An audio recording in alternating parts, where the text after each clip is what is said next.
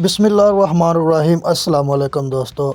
ਹਜ਼ਾਰਾਂ ਰੁਪਈਆ ਲਾ ਕੇ ਵੀ ਅਗਰ ਤੁਹਾਡੇ ਕਮਰੇ ਦੀ ਦੱਖ ਨਾ ਬਣੇ, ਅਗਰ ਦੀਵਾਰਾਂ 'ਤੇ ਸ਼ਾਈਨੀ ਨਾ ਆਵੇ ਤੇ ਫਿਰ ਰੰਗ ਕਰਵਾਉਣ ਦਾ ਫਾਇਦਾ ਕੀ।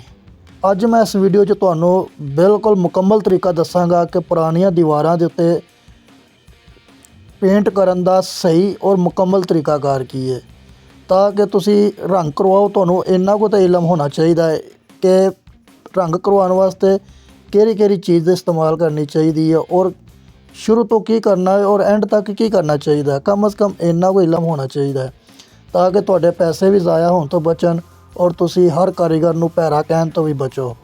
अज मैं तुहाडे वास्ते यह वीडियो लैके आया कि असी पुरानियां दीवारां दे उत्ते पेंट करन दा तुहानूं बिल्कुल आसान और मुकम्मल तरीका दसांगे। अगर दोस्तों वीडियो तुहानूं पसंद आए तो लाइक कर दिओ, अगर चैनल च नए हो तो सबसक्राइब ज़रूर कर देना और बैल आइकन के बटन नूं भी जांदे होया ज़रूर दबा देना ताकि साडी हर नई आने वाली वीडियो सब तो पहले तुहाडे तक नोटिफिकेशन दे नाल पहुँच सके। तो चलो दोस्तों वीडियो शुरू करने आ।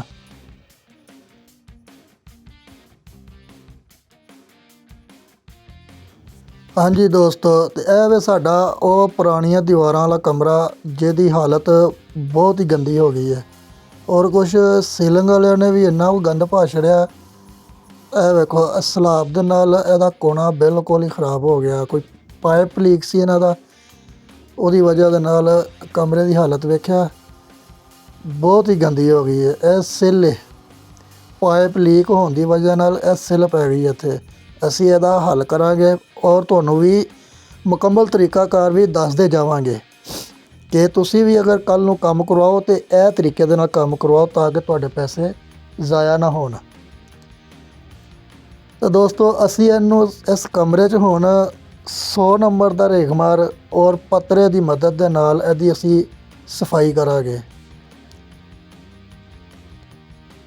बहुत ही गंदी हालत है। असी इस कमरे नू बिल्कुल लश-पश सोहना कर देंगे, A1 कर देंगे इस कमरे नू, ताकि जिन्हों ने इन्ने पैसे लाए न उन्हों के पैसे किसी काम ते आन कि हर बंदा वेख के इस कमरे की तारीफ करे कि माशाअल्लाह रंग बहुत सोहना होया।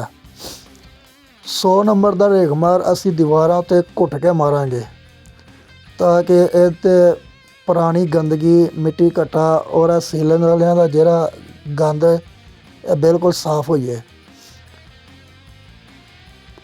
100 नंबर का रेगमार वाटरप्रूफ है रेगमार यामा कंपनी का। पहले कोरियन का रेगमार आंदा सी चंद तारे वाला, वो महंगा हो गया, वो बंद हो गया। तो असी हुण यामा कंपनी का रेगमार इस्तेमाल करन दे 100 नंबर का। घुट के रेगमार मार के असी दीवारां की सफाई करांगे ताकि इत्ते पेंट जिहड़ा मजबूती दे नाल खलो सके। ਇਹ गोले बनाए ने फ्रेम बनाए ने ਇਹ वाइट कलर के करांगे असी ते दीवारां नूं असी रंग करांगे टी रोज़।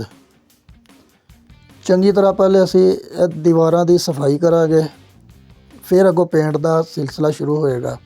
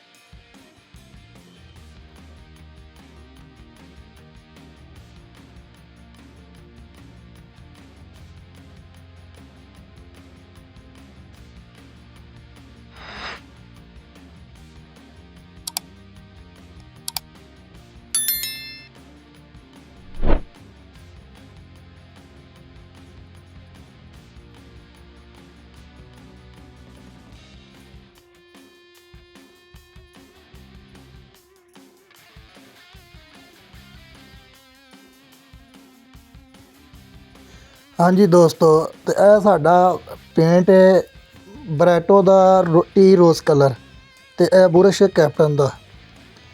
ਸਾਡਾ ਰੇਗਮਾਰ ਮੁਕੰਮਲ ਹੋ ਚੁੱਕਿਆ ਹੈ ਤੇ ਹੁਣ ਅਸੀਂ ਪੇਂਟ ਵਾਲਾ ਸਿਲਸਿਲਾ ਸ਼ੁਰੂ ਕਰਨ ਲੱਗੇ ਹਾਂ। ਬਿਲਕੁਲ ਅਸੀਂ ਰੇਗਮਾਰ ਮਾਰ ਕੇ ਸਫਾਈ ਕਰ ਛੜੀ, ਸਫਾਈ ਵਾਲਾ ਬੁਰਸ਼ ਵੀ ਮਾਰ ਛੜਿਆ। ਹੁਣ ਪੇਂਟ ਲੱਗਿਆ ਕਰਨ। ਬਰਾਈਟੋ ਦਾ ਟੀ ਰੋਜ਼ ਸ਼ੇਡ ਹੈ, ਬੜਾ ਸੋਹਣਾ ਖੂਬਸੂਰਤ ਸ਼ੇਡ ਹੈ। ਮੱਧਮ ਜੀ ਰੋਸ਼ਨੀ ਇਹਦੀ, ਅੱਖਾਂ ਨੂੰ ਨਹੀਂ ਪੈਂਦਾ, ਕਮਰੇ 'ਚ ਹਨੇਰਾ ਨਹੀਂ ਕਰਦਾ। ਬਹੁਤ ਜ਼ਿਆਦਾ ਇਸ ਸ਼ੇਡ ਦਾ ਟਰੈਂਡ ਚੱਲਦਾ ਪਿਆ। ਬੜੇ ਲੋਕ ਇਹ ਸ਼ੇਡ ਪਸੰਦ ਕਰਦੇ ਪਏ ਨੇ, ਬਹੁਤ ਜ਼ਿਆਦਾ ਇਸਤੇਮਾਲ ਹੁੰਦੇ ਆ। ਅਤੇ ਚੰਗਾ ਪੇਂਟ ਜਦੋਂ ਵੀ ਲਵਾਓ ਤਾਂ ਬੁਰਸ਼ ਕੈਪਟਨ ਦਾ ਇਸਤੇਮਾਲ ਕਰਾਓ। ਕੈਪਟਨ ਦੇ ਬੁਰਸ਼ ਦੇ ਵਿੱਚ ਬੁਰਸ਼ ਦੇ ਵਾਲਾਂ ਦੀਆਂ ਲਾਈਨਾਂ ਨਹੀਂ ਆਉਂਦੀਆਂ। ਇਹ ਬੁਰਸ਼ ਤਕਰੀਬਨ 700-800 ਰੁਪਏ ਦਾ ਬੁਰਸ਼ ਹੈ, ਅਤੇ ਦੇਸੀ ਬੁਰਸ਼ 200-300 ਰੁਪਏ ਦਾ ਬੁਰਸ਼ ਹੁੰਦਾ। ਲੇਕਿਨ ਦੇਸੀ ਬੁਰਸ਼ ਦੀਆਂ ਵਾਲਾਂ ਦੀਆਂ ਲਾਈਨਾਂ ਨਜ਼ਰ ਆਉਣਗੀਆਂ, ਕੈਪਟਨ ਦੇ ਬੁਰਸ਼ 'ਚ ਲਾਈਨਾਂ ਨਜ਼ਰ ਨਹੀਂ ਆਉਂਦੀਆਂ। ਬੜਾ ਪਿਆਰਾ ਰਿਜ਼ਲਟ ਬਣਾਉਂਦਾ, ਔਰ ਹਰ ਅੱਛਾ ਕਾਰੀਗਰ ਕੈਪਟਨ ਦਾ ਬੁਰਸ਼ ਹੀ ਇਸਤੇਮਾਲ ਕਰਦਾ ਔਰ ਇਹਨੂੰ ਹੀ ਪਸੰਦ ਕਰਦਾ। ਅਗਰ ਦੋਸਤੋ ਪੇਂਟ ਦੇ ਮੁਤਲਕ ਕਿਸੇ ਕਿਸਮ ਦਾ ਕੋਈ ਮਸ਼ਵਰਾ ਚਾਹੀਦਾ ਹੋਏਗਾ ਤਾਂ ਕਮੈਂਟ ਬਾਕਸ 'ਚ ਤੁਸੀਂ ਮੇਰੇ ਨਾਲ ਰਾਬਤਾ ਕਰ ਸਕਦੇ ਹੋ, ਔਰ ਮੈਂ ਇਨਸ਼ਾਅੱਲਾ ਤੁਹਾਨੂੰ ਬਿਹਤਰ ਗਾਈਡ ਕਰਾਂਗਾ ਔਰ ਬਿਲਕੁਲ ਫ੍ਰੀ ਕਰਾਂਗਾ ਇਨਸ਼ਾਅੱਲਾ। ਅਤੇ ਇਹ ਸਾਡਾ ਹੁਣ ਦੋਸਤੋ ਸਿੰਗਲ ਕੋਟ ਸ਼ੁਰੂ ਹੋ ਗਿਆ। ਇਹ ਸਿੰਗਲ ਕੋਟ ਮੁਕੰਮਲ ਕਰਕੇ ਇਹਨੂੰ ਕਮ ਅਜ਼ ਕਮ 4-5 ਘੰਟੇ ਵਾਸਤੇ ਖੁਸ਼ਕ ਹੋਣ ਵਾਸਤੇ ਛੱਡਣਾ ਪਏਗਾ। ਉਸ ਤੋਂ ਬਾਅਦ ਅਸੀਂ ਇਹਨੂੰ ਮੁਰੰਮਤਾਂ ਲਾਵਾਂਗੇ, ਇਹਦੀ ਪਟੀਨ ਬਣਾ ਕੇ ਲਾਵਾਂਗੇ, ਔਰ ਤੁਹਾਨੂੰ ਪਟੀਨ ਬਣਾਉਣ ਦਾ ਤਰੀਕਾ ਵੀ ਦੱਸਾਂਗੇ ਔਰ ਇਸਤੇਮਾਲ ਦਾ ਵੀ ਤਰੀਕਾ ਦੱਸਾਂਗੇ।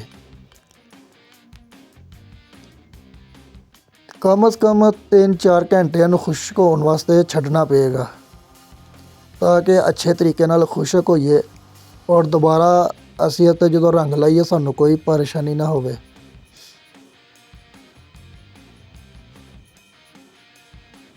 ਅਗਰ ਦੋਸਤੋ ਵੀਡੀਓ ਪਸੰਦ ਆਏ ਤਾਂ ਇੱਕ ਪਿਆਰਾ ਸਾ ਕਮੈਂਟ ਜ਼ਰੂਰ ਕਰ ਦਿਆ ਕਰੋ, ਇਹਦੇ ਨਾਲ ਸਾਡੀ ਹੌਸਲਾ ਅਫਜ਼ਾਈ ਹੁੰਦੀ ਰਹਿੰਦੀ ਹੈ।